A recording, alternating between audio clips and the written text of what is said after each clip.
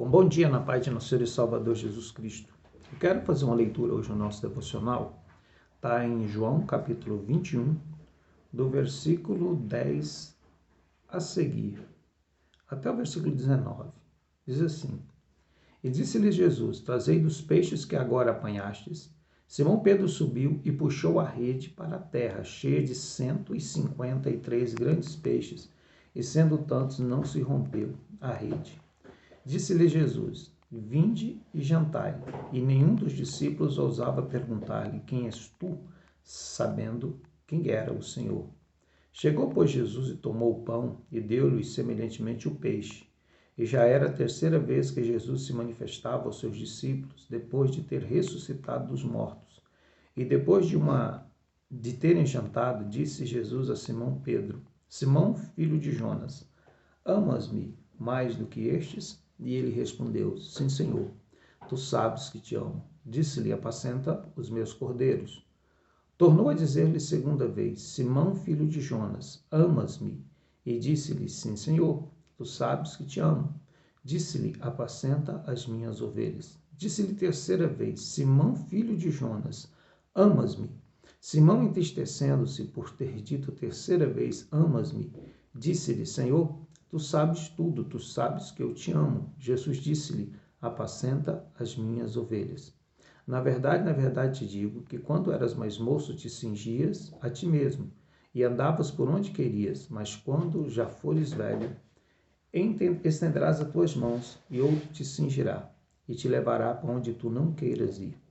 E disse isso significando com que morte havia ele de glorificar a Deus. E dito isso, disse-lhe: Segue-me. Olha, nós pegamos aqui uma série de palavras demonstrando a fragilidade de Pedro, as suas ações equivocadas como seguidor de Jesus. Tudo começou na pesca maravilhosa e eles resolveram seguir Jesus, Pedro e os filhos de Zebedeu. Nós vemos aqui que a palavra que nós fechamos aqui a nossa leitura hoje, Jesus, depois de tudo acontecido, ele fala: segue-me. Ele volta lá no começo, na origem, e faz a mesma proposta para Pedro, para ele se tornar um seguidor de Cristo. Nós precisamos analisar o seguinte: todas as consequências das negativas de Pedro, da sua soberba e todas essas coisas, elas aconteceram porque faltava intimidade, não só de Pedro, mas de todos os discípulos. Eles estavam com Jesus, eles viviam com ele, viram as maravilhas que ele operou, mas ainda faltava intimidade com Cristo. E essa intimidade só viria depois da sua morte, depois da crucificação, certo? E nós precisamos entender que todas essas coisas, elas são naturalmente corrigíveis na nossa vida. Talvez você olhe, depois dessa palavra, dessa ministração de alguns dias, você diga assim: pastor, eu tenho feito tudo errado, eu tenho me comportado como cristão de forma equivocada, eu não tenho guardado, eu não tenho tido intimidade com Deus, eu não tenho feito as coisas de forma correta, o meu coração não é sincero, o meu coração não é verdadeiro, às vezes eu estou me vangloriando diante dos outros, mas não é real a minha vida. Eu quero te falar uma coisa: na vida de Pedro também não era, mas veio a ser. Jesus, numa certa passagem, ele fala a Pedro assim: Pedro, Satanás mandou cirandar vocês, mandou passar vocês numa peneira. O diabo conhecia as atitudes dos discípulos e sabia que as atitudes deles eram reprováveis. E ele então se apresenta diante de Jesus e fala assim: passa ele nas peneiras para você ver. Nenhum deles aproveita. E a Bíblia diz que Jesus fala assim para Pedro: eu roguei por ti, Pedro, para que quando você se converter, você vá diante dos outros. Olha bem, Jesus, ele está sempre pronto a nos perdoar, a nos dar uma nova oportunidade na vida. A passagem bíblica completa diz que os discípulos, deixa eu ver aqui um texto, Mateus 26:56 fala assim que todos os discípulos fugiram, todos eles, menos Pedro. Pedro não fugiu, Pedro seguia Jesus de longe, ele não fugiu, mas ele seguia Jesus de longe, faltava intimidade. E agora, depois da morte de Jesus, eles se dispersaram. Você observa que é a terceira vez que ele se manifesta aos seus discípulos, você lê com atenção a passagem, não estavam todos ali. Estavam os pescadores, Tomé, chamado Dídimo, mas nem todos estavam ali. Eram alguns dos discípulos, alguns dos apóstolos que estavam naquela reunião, porque Jesus havia apresentado a outros em outra forma, em outros lugares, mas ele estava demonstrando, e nós estamos vendo que eles estavam dispersos. Eles perderam a comunhão uns com os outros. E eu sou pastor de igreja, eu tenho muita preocupação com isso. Quando eu vejo um crente que não conversa com os outros na porta da igreja, quando eu vejo um irmão que ele não tem mais prazer de conversar com irmãos, eu me preocupo com isso. Porque geralmente é porque a pessoa está se dispersando do grupo. Ela está se afastando do grupo. E isso é um sinal ruim. Mas eu quero te falar uma coisa interessante na chamada de Cristo novamente a Pedro. Ele traz eles. Se você ler a passagem, você vai ver que eles não estavam pegando peixe a noite toda. Jesus chega na praia e fala assim, joga a rede do lado direito. Eles jogaram a rede, pegaram os peixes. A Bíblia diz que ele arrastou a rede para a praia. Por quê? Porque a rede cheia de peixe estava dentro do barco. Ele arrastou a rede para a praia. Uma coisa curiosa é que eles não estavam reconhecendo Jesus na praia. Porque o pecado e a incredulidade, eles cegam os nossos olhos e não nos permitem ver o nosso Cristo. Olha bem, Jesus come com eles, serve eles e se dirige exclusivamente a Pedro naquela reunião e fala assim, Pedro, tu me amas? E Pedro responde, eu te amo. Segunda vez ele fala, Pedro, tu me amas? Eu te amo, Senhor. Terceira vez, Pedro, tu me amas? Senhor, tu sabe todas as coisas, tu sabes que eu te amo. Por que Jesus insiste nessa pergunta? Eu posso te revelar aqui um segredo das Escrituras que pode mudar a tua vida com essa expressão. Jesus pergunta assim, Pedro, tu me amas mais do que estes? Jesus desafia a sua arrogância, a sua presunção, e ele pergunta assim, tu me amas mais do que tudo? O amor de Deus, o amor ágape? E Pedro responde o seguinte, eu gosto muito do Senhor. Aí Jesus pergunta de novo, Pedro, tu me amas com o maior amor que existe? E Pedro fala, Senhor, eu tenho grande afeição por ti. Aí Jesus pergunta a terceira vez, Pedro, tu me amas com o amor de Deus, com o amor mais profundo que existe?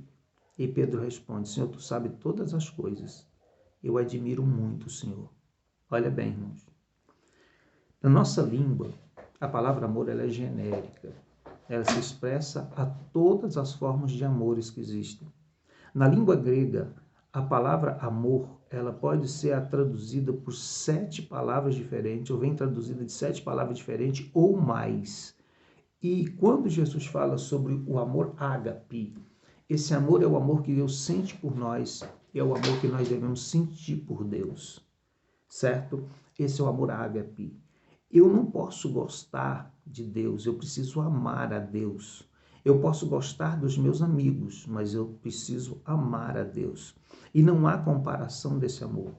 Talvez a grande falha nossa seja que nós estejamos comparando a nossa relação com Deus com as relações humanas que temos. Certo? O amor de marido por mulher, o amor de mulher por marido, não é o amor que nós sentimos por Deus. O amor que sentimos conjugalmente é o amor eros, que pode se desenvolver e se tornar em outras formas de amores, que se tornam muito importantes e estabelece muito a relação do casal. Mas o amor de Deus é amor ágape. Você sabe por que Jesus falou assim, olha, apacenta as minhas ovelhas? É porque pela primeira vez na vida Pedro estava sendo sincero. Ele estava olhando para dentro de si e ele sabia quem ele era. Da outra vez ele disse que todo mundo te negará. Eu não, eu vou contigo até a morte. Não foi. Agora Jesus pergunta, tu me amas? Ele fala, Senhor, eu tenho grande admiração por ti, eu gosto do Senhor, mas tu sabes todas as coisas. Tu conheces meu íntimo, tu conheces quem eu sou, e o Senhor sabe que eu não tenho esse amor tão profundo assim. Eu quero te falar uma coisa, talvez você não saiba. Esse Pedro, que nesse momento ele teve a declaração, ele foi tocado no dia de Pentecostes, ele foi cheio do Espírito Santo de Deus, ele se tornou templo de Deus na própria vida, e alguma coisa diferente aconteceu. A Bíblia não diz, mas a história conta, historiadores contam, que Pedro foi colocado diante da sua cruz para ser crucificado, e Jesus falou o tipo de morte que ele morreria para glorificar a Deus. Eles iam crucificar a Pedro como crucificaram a Jesus. E ele deu uma resposta àqueles homens. Ele disse assim, olha, eu não sou digno de morrer como morreu meu mestre. Por favor, me preguem na cruz, mas me preguem na cruz de cabeça para baixo, porque eu não sou digno de morrer como morreu Jesus. Irmãos, agora o homem que havia negado a Jesus, agora depois dessa grande oportunidade que ele teve, dessa nova chance que ele teve de servir a Jesus, ele é um homem totalmente mudado e totalmente transformado. Agora ele vai diante das ovelhas, se torna um grande líder da igreja e é um homem que é capaz de morrer por Cristo. Aí ele revela o amor que ele não disse que tinha lá atrás. Ele revela o amor ágape, capaz de amar a Deus acima de todas as coisas e de tudo que ele tinha nessa vida. Eu quero te falar uma coisa. A única coisa capaz de nos dar intimidade com Deus é o amor ágape. É o amor que Deus sente por nós É o amor que nós devemos sentir por Deus. Pare de comparar o amor de Deus com o amor de pessoas. Amor de amigos, amor de mulher, de marido, amor de causas. Pare de fazer essa comparação. Porque o amor ágape é o maior amor que existe. O capítulo 13 de 1 Coríntios fala que o maior dom que existe é o amor. Mas eu quero te falar, ela está falando do amor ágape, está falando do amor de Deus. E nós precisamos desenvolver e cultivar esse amor na nossa vida. Que Deus te abençoe nesse dia. Ame a Deus acima de todas as coisas. E que Deus te dê um bom dia e muito obrigado pela tua atenção.